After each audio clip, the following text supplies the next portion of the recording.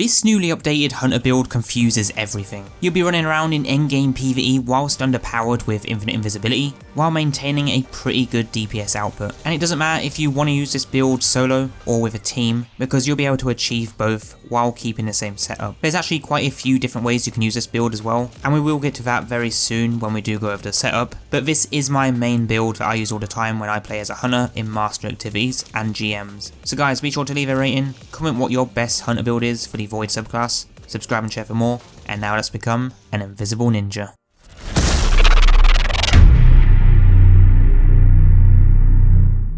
Now over the past year we've covered stasis builds, solar builds, arc builds and void builds, but as each new season releases, a lot of those builds develop further and change, which is why if you like this build and you want to see more like this, then I have a new updated playlist link down below that you can check out, which does have and will have all the new updated builds for season 18 in. So be sure to check those out next when you get a chance, because you might just find your new best build. But with this one today, you'll be running around getting infinite invisibility for either yourself as a solo player, or for yourself and your team, and honestly there's a load of different exotics you can pair with this one, but I have picked out a few good ones that you guys may want to use for this one today. But regardless of what you do choose to go with, you should always have invisibility ready with almost a 100% uptime, but I will tell you guys what the best exotic is that I recommend very shortly. So the way you'll use this build is basically jump and slam to the ground to activate your invisibility, and then once your invisibility runs out, dodge near an enemy to get that melee charge back while also going invisible again, and then just repeat. The only thing you really need with this build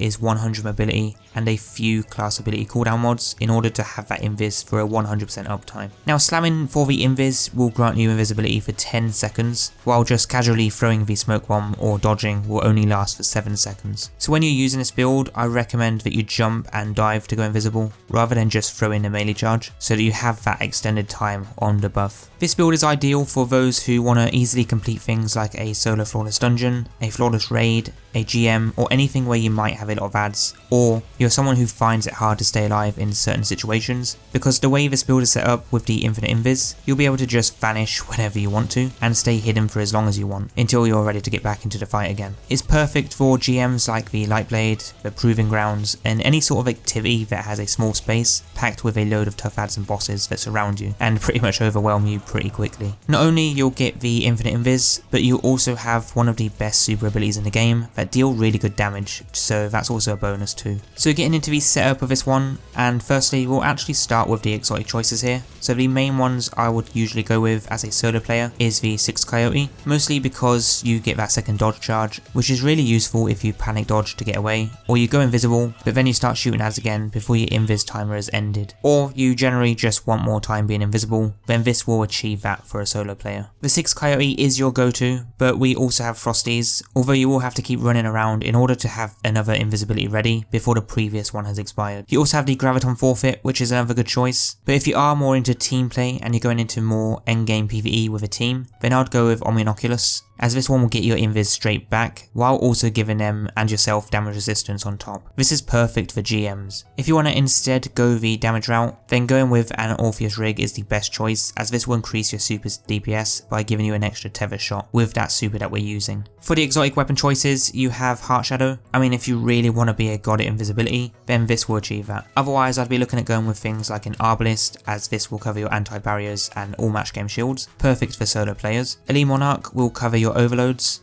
or even a Thunderlord, as this is good for ad clear as well, but also covers those overload champions too. Otherwise, you got your standard exotics that everyone pretty much uses, which are the Lament and G-Horn, two of my most used and most favourite exotics when playing solo. For the subclass, we have the Night Stalker Shadow Shot Moebius Quiver. This is good for damage when you use it on a boss, but we also have the Gambler's Dodge so that we can get our melee ability straight back instantly when dodging near an enemy. A Vortex Grenade, you can use whatever you prefer, and then the aspects are Trapper's Ambush so that we can dive to the ground with our melee attack to go invisible, which lasts longer, and we can throw our smoke bomb to make allies invisible too. And then the second aspect is Vanishing Step, so that dodging will make us invisible, and as we have 2 charges due to the Sixth Coyote, if you're using that, we will basically have infinite invis over and over, so that we can chain between those abilities that give us the invisibility. For the fragments, we are using Echo of Leeching. I'm actually using this only for the plus 10 to resilience. Then Echo of Dilation, again I'm only using this for the extra stats. And then the last one is Echo of Persistence, so that our void buffs, like the invisibility, will last much longer. Just make sure that you have your mobility and ideally resilience as well, both at 100, so that you can have as much damage resistance as possible, while also having that really fast class ability cooldown.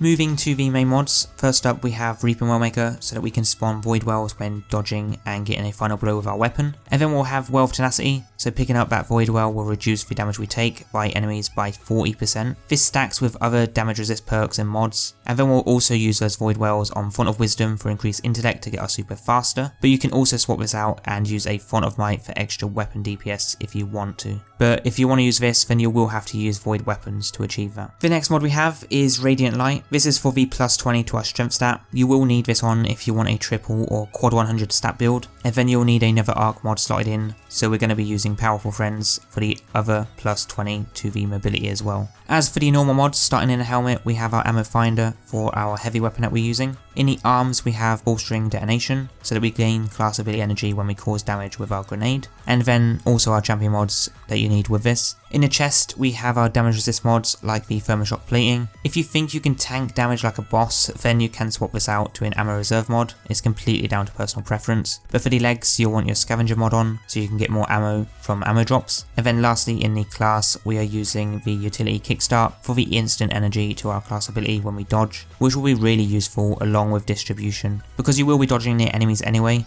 so it makes sense to run that rather than 2 utility kickstarts. Now if you feel like you don't need these cooldown mods, then you can take them out and slot in any new artifact mods that you may have, which of course depends on the season that you're playing in, as you can use this build in any season and then apply any new mods that you get that you'll end up getting for that season. And this could help benefit the build a lot more, like previously when we had volatile rounds a few seasons back, if that ever does make a return. Also, one last thing to note as well, if you do want to main this build, then I'll try focus on getting the Sixth Coyote, an Omnioculus and an Orpheus Rig to the same sort of level in terms of stats and mods, so that the only thing you need to do when you're playing is swap out the piece of armor and still manage to have the same mods and stats like 100 mobility and resilience, regardless of the exotic that you're using. That way you can do a GM with Omnioculus and then instantly swap to a Sixth Coyote afterwards to do a solo Master Lost Sector for example, and not need to change a single mod in the process. Now overall with this build, I do like it, and honestly this is by far my favourite and best build I have for the Hunter, and it is my main build that I use all the time. So I'm rating this one a 10 out of 10 for how effective it is in all types of content, mostly because, like my Titan's restoration build, it just makes survivability so much easier by having that permanent invis on standby, because at any point when you're close to dying, all you have to do is go invisible and recover, and then return to the fight. It's honestly no joke, so if you aren't using this build in endgame PvE, then you should definitely be giving this one a try. The dim link is below in case you do want to use that to help you set up the build. Now guys, that is your newly updated Hunter's Void build for the Night Stalker subclass in Destiny 2 Witch Queen Season of Plunder. Next, as always, be sure to check out the full playlist down below for more top fun and insane builds this season for Season 18, as I do cover new and updated ones here on the channel every week, and you might just find your new best build for this season. So guys, stay tuned, thank you all so much for tuning into this one, and I'll catch you all very soon for the next build video.